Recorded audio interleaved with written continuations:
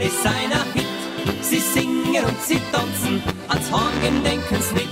Ja, immer wenn was los ist, mein Vater ist dabei. Well, welcome back to the Triple F. It is me, Simon W. again, looking to help us through today on the Clash of the Titans.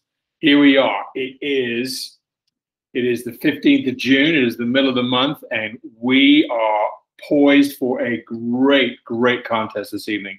France and Germany in Munich. Literally the clash of the Titans. Hard to know how this ended up being a first-round game, but it is. This is the beauty of a random draw, I suppose.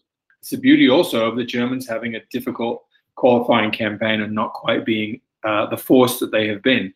But do not be fooled.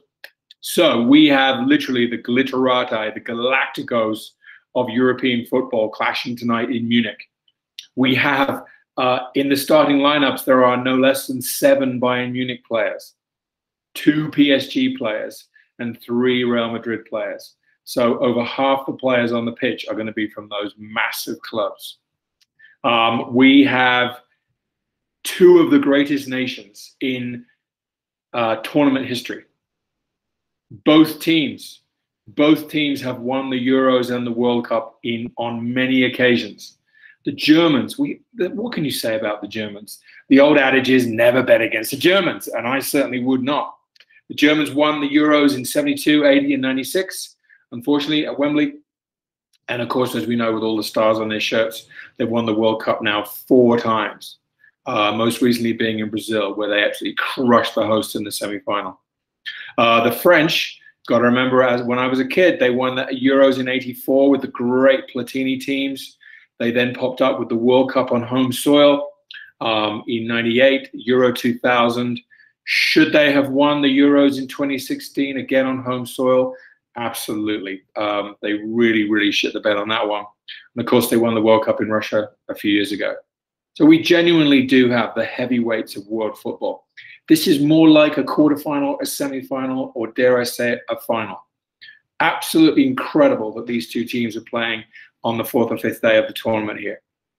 So let's look at the 2 teams here. So the French have to be favorites. Their lineup is just ridiculous. They have this incredible system in France. They built Clairefontaine, their academy, a number of decades ago. They have drawn upon that pool of immigrant talent and French heritage talent out of Paris. They just have an amazing group of players. They're going to go in with a 3-4-3. Excuse me, no, they're not. They're going to go in with a 4 and a 4 diamond in the middle and 2 up front. Their back 4 all play for the glitterati of Europe. You've got the 2 fullbacks who play for Bayern Munich, Varane from Madrid, and Kimpembe for PSG. In front of that, we know this guy very well. N'Golo Kante, probably the finest defensive midfielder on the planet right now. He is going to sit in front of that 4, clean up the mess. He's going to feed on the left, Pogba, and on the right, Rabiot. 2 incredible link players. And who are they going to link to? They're going to link to Griezmann, playing 10, dropping in. And he's also going to feed the ball out wide to Mbappe and Benzema. Benzema's probably going to play more as the central striker. But what a group. And frankly, if they need to make substitutions, it gets even better.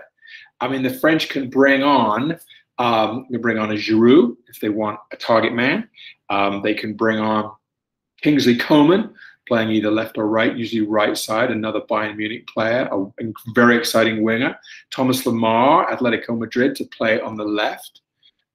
They can bring on Tolisso, another central midfielder from Bayern Munich. They can bring on Ousmane Dembele. They can bring on Koundé as a centre-back. Dembele obviously is a very exciting winger and striker. They are awash with talent. If I was a French fan, I'd feel fairly confident tonight. Now the Germans. Germans have had a troubling few years.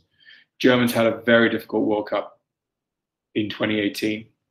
Germans, we think, are going to be on a downward curve. I completely disagree. Completely disagree. The German team, they are, in fact, going to go with a 3-4-3. And they're going to have Gundogan from Man City and Kroos sitting in front of their back three. Very, very versatile players. Kroos is probably going to take a couple of steps back and sit. Gundogan is going to be able to drive forward. Out wide, I think truly the strength of their team. They have Goossens on the left and Kimmich on the right, playing as wing backs. These guys are fast, they are athletic, they are direct. And then up front, they're going to be linking with the front, obviously linking with the front three. Muller is going to play as a centre forward, Thomas Muller of Bayern Munich. And then on the left side, Goossens is going to be making interplays with Gnabry, former Arsenal player, now Bayern Munich. And on the right side, Kimmich is going to be doing the same with Kai Havertz. This is going to be another fast, effective, and pragmatic German team. A lot more speed on the outside than we have traditionally had from Germany. So both teams are fast, have explosion, they're going to have a strong structure, they're going to have great shape, very strong midfield, goalkeepers are solid. This game is going to be about fine margins. Having said that, it's going to be a game with a lot of structure and a lot of shape and a lot of discipline, but there's going to be moments of speed, explosion, and high quality that are going to win it. My initial thought here was it's going to be very tight, a 2-1 to France. Honestly, I could see that going the other way, but I'm going to stay with it. 2-1 to France. Possibility that the French get on a roll, possibly nick a 3-1. But I'm going to go with a 2-1 for France. And I will see you back after the game. Absolute massive, massive clash. I can't believe we get to enjoy this one so early.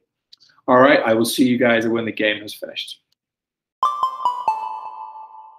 All right, Triple F, we have just witnessed a pretty fantastic game here. France won, Germany nothing. It lived up to all the billing. Maybe not as many goals, maybe not as much exciting action.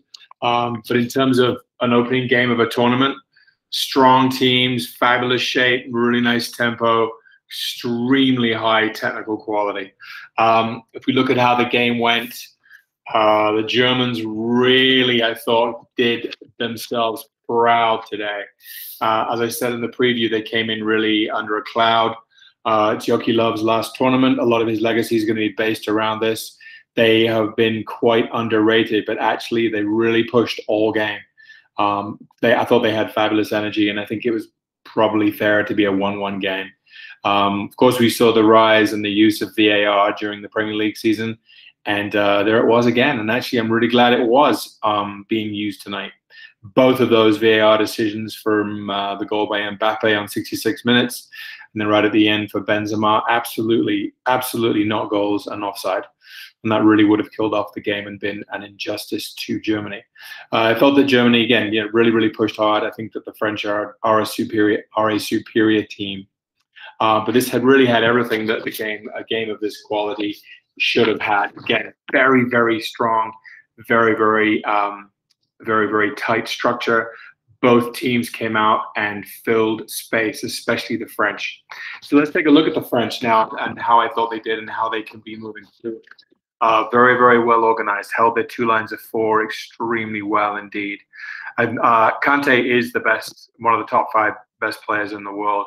And within the first 5 minutes, he'd had 4 touches and 3 tackles. Just amazing player. And he marshaled his back to Kimpembe,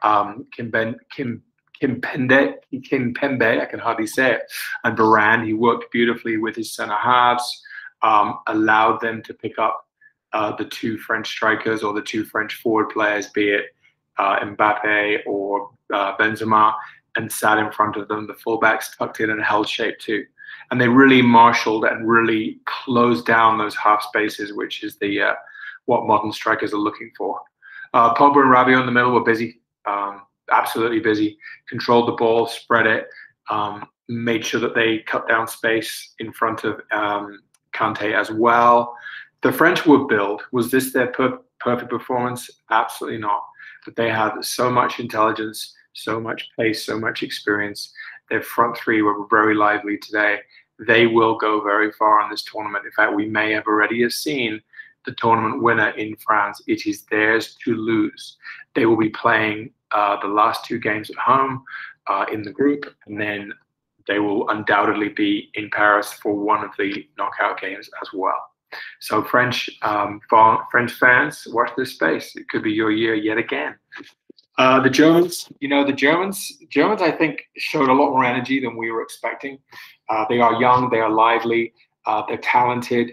They simply did not play to their setup. They did not play to 3 at the back and using wing backs. They didn't use width enough. I felt that the yellow card for Kimmich in the first 6 minutes had a huge impact on the game. We saw there was one incident where Hernandez, in the 40th minute, Hernandez, the French player, was absolutely trying to get him sent off. A little bit of play acting. I think Kimmich really played within himself because of that ridiculous 6-minute booking. The big problem Germany are going to have, they have a strong midfield. I thought that Toni Kroos and Gundogan did well in the center. They don't have a number 9. How many times was Thomas Muller pulled out to the right, and they really didn't have a target man? Apart from digging up Lucas Podolski, they're going to have to use Werner down the middle. He's going to have to start. He's going to have to be the big man and step up and play number 9. Back to goal, he's going to have to be the target man. If they're going to play with Kimmich and Gosens on the outside as wing backs, they have got to use them. They've got to overlap, and they've got to put in crosses in for someone in the middle to use as a target man. They need more quality in that position. And looking at the bench, they don't have another natural number 9 to come in other than Timo Werner. Having said that, they will qualify. They play their next 2 games at home again. They won't have to play 3 at the back and wing backs again.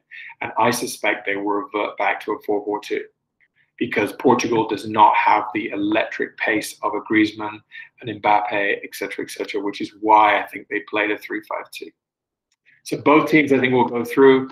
The Germany-Portugal game is going to be shaping up, I think, unless there's a freak result, with France and Portugal, which I think France will win. The Germany-Portugal game will really be the one that decides who goes through automatically and who goes into the 3rd place playoff. I worry for Hungary. I don't think Hungary will be part of the discussion in this group. Anyway, an absolute cracker of a game. Very, very excited to have been covering this one. Thanks to Simon P., the big man. And I will chat with you soon. Have a great rest of your day.